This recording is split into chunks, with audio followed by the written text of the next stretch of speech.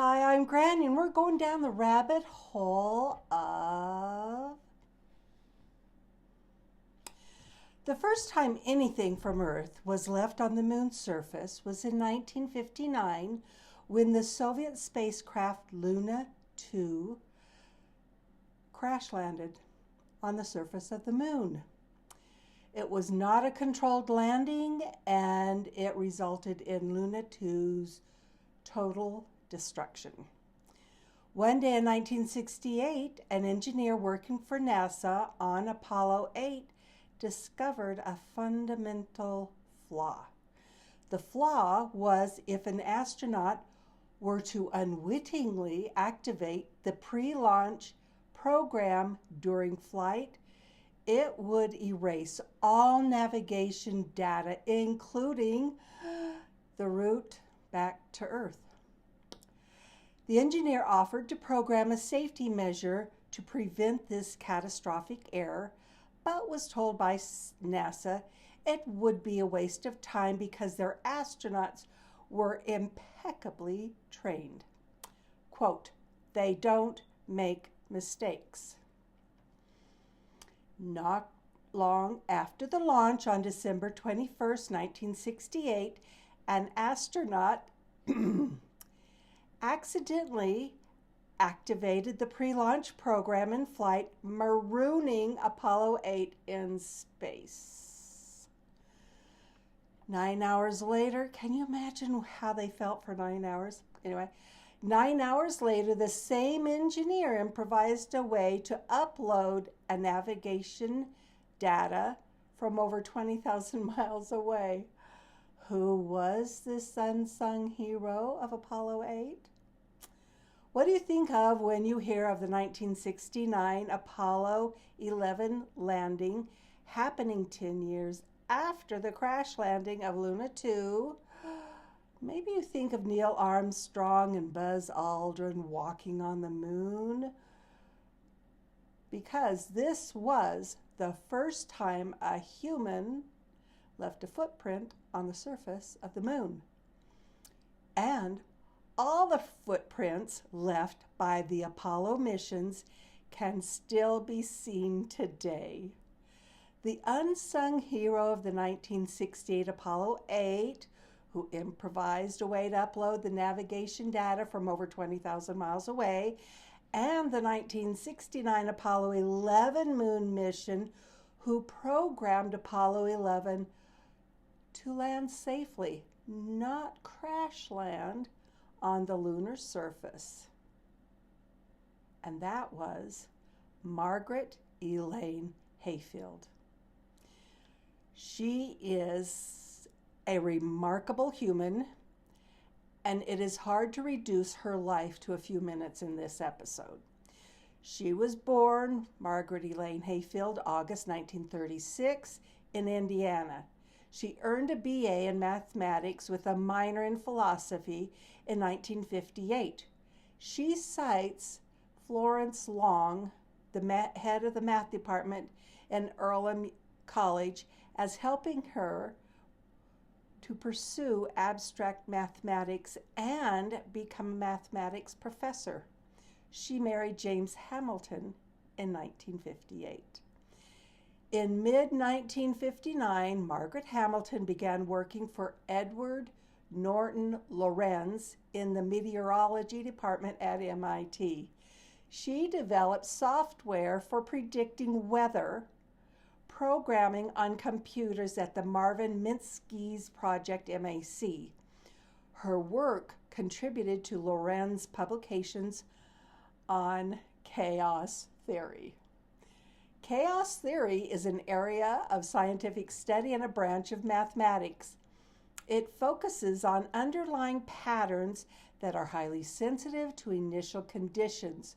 Once thought to have completely random states of irregularities, chaos theory states that within the apparent randomness of complex systems, there are underlying patterns, interconnection, and constant feedback loops, repetition, fractals. Now, fractals are very interesting, etc. You may have heard about the butterfly effect. It is the underlying principle of chaos, describing how a small change in one state can result in large differences in a later state. And that makes me think of bees. Tiny, tiny creatures that have a huge impact on us humans. By the 1960s, Hamilton was a working mother and considered an outsider in the predominantly male field of engineering. Hamilton learned of the Apollo project in 1965 and wanted to get involved due to it being very exciting. As a moon program, she joined the MIT Instrumentation Laboratory, which developed the Apollo Guidance Computer for the Apollo Lunar Exploration Program. Margaret Hamilton was the first programmer hired for the Apollo project at MIT and the first female programmer in the project, and later became the director of the Software Engineering Division at NASA. She was responsible for the team writing and testing all onboard in-flight software for the Apollo spacecraft's Command Lunar Module and for the Skylab space station. Isn't that interesting? Another part of her team designed and developed the system software. This included the error detection and recovery software, such as restarts in the display interface routines or the priority displays that Hamilton designed and developed. She was instrumental in a time when, get this, computer science courses were uncommon and software engineering courses didn't exist. There is a picture of Hamilton in 1969 standing next to a stack of paper which was listings of the software she and her MIT team produced for the Apollo projects, which was as tall as she was, and she was 5'4". In 1976, Hamilton co-founded this with Sadine Zeldin a company called Higher Order Software, HOS, to further develop ideas about error prevention and fault tolerance emerging from their experience at MIT working on the Apollo program, which we should be very grateful for. They created products successfully used in numerous government programs.